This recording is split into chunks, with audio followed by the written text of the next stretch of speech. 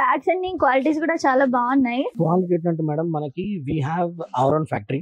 Okay. Mike our own factory ఉంది మనకి. Mike manufacturers in private limited మన మౌలాలీలో, where we have a set of 110 machines okay. And around 145 members మనకి పనిచేస్తున్నారు.